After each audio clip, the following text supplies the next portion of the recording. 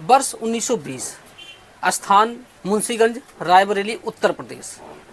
मुंशीगंज गोलीकांड के बारे में बहुत लोग जानते हैं। मुंशीगंज गोलीकांड को एक और जलियांवाला बाग के नाम से भी जाना जाता है। यहाँ पे एक किसान आंदोलन होता है और किसानों के ऊपर बर्बरतापूर्वक गोलियां चलाई जाती हैं।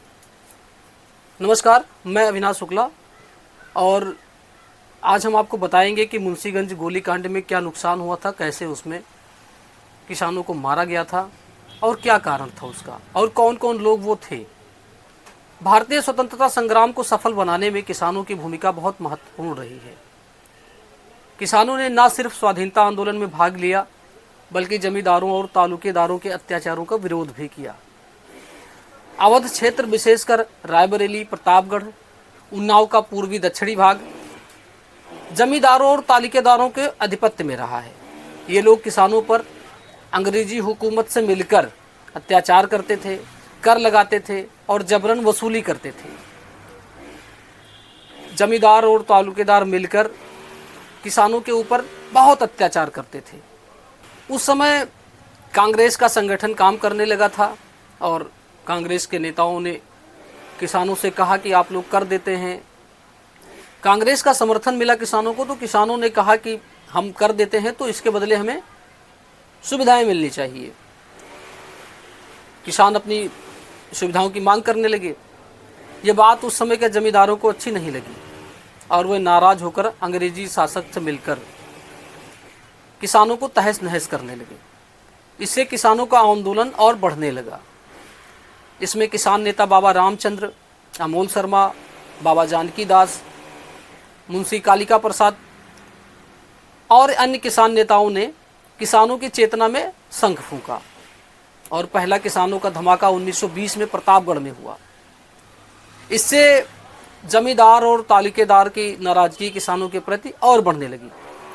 तालुकेदारों और जमींदारों के इशारे पर शासन ने किसान नेताओं को गिरफ्तार कर लिया।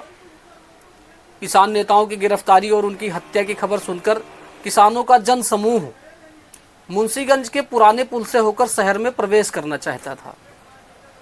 तालुकेदार में एक और डायर का भाई सरदार वीरपाल सिंह था। सरदार वीरपाल सिंह और तत्कालीन कलेक्टर श्री A.G. शरीफ मित्र थे। इन दोनों ने किसानों को सबक सिखाने के लिए पुल के एक तरफ अंग्रेजी सेना को खड़ा कर दिया और कहा कि कोई शहर में नहीं घुसेगा। ये लोग कहते हैं किसानों से, उधर किसान आ रहे थे, ये लोग किसानों से कहते हैं कि रुक जाओ वरना गोली मार दी जाएगी।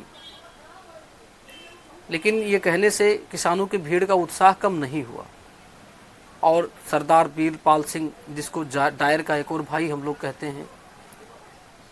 हैं ना कि जो अपने घर में ही लोग धोखेबाज हों, गलत हों, तो फिर अंग्रेज तो शासन करेंगे ही।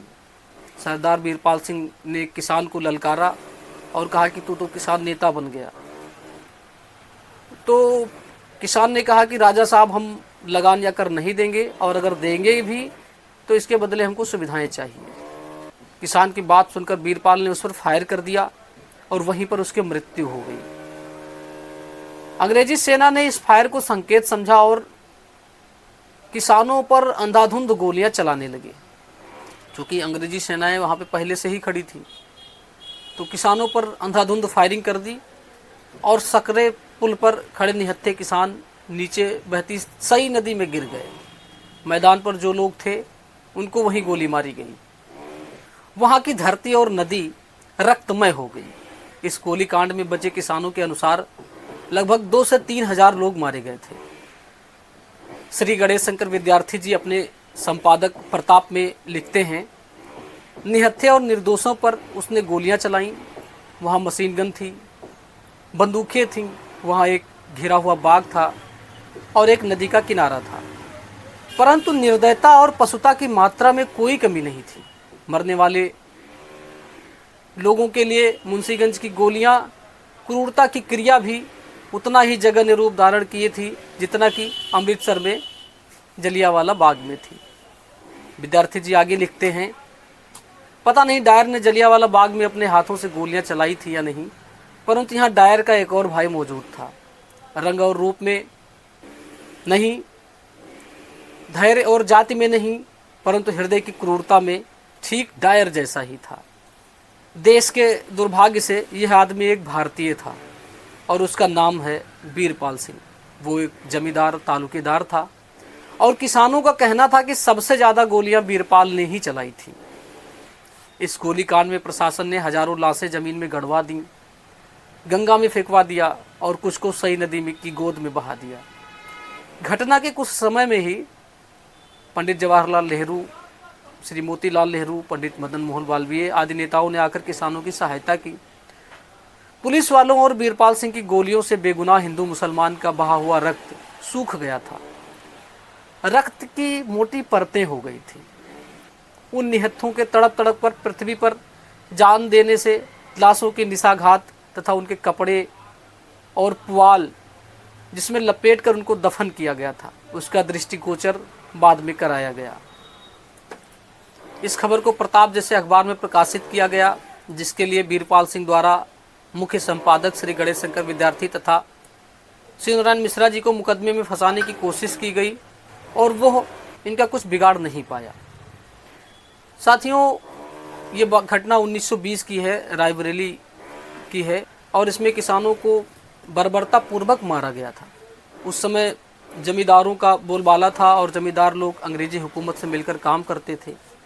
लेकिन हमारे देश के किसानों ने हमारे देश के स्वतंत्रता आंदोलन में बहुत सहयोग किया और आज अगर हम लोग सुरक्षित हैं तो ये उस समय जो लोग शहीद हुए थे, जो लोग अपने प्राण न्यौछावर किए थे, उनकी बदौलत आज हम लोग स्वतंत्र हैं।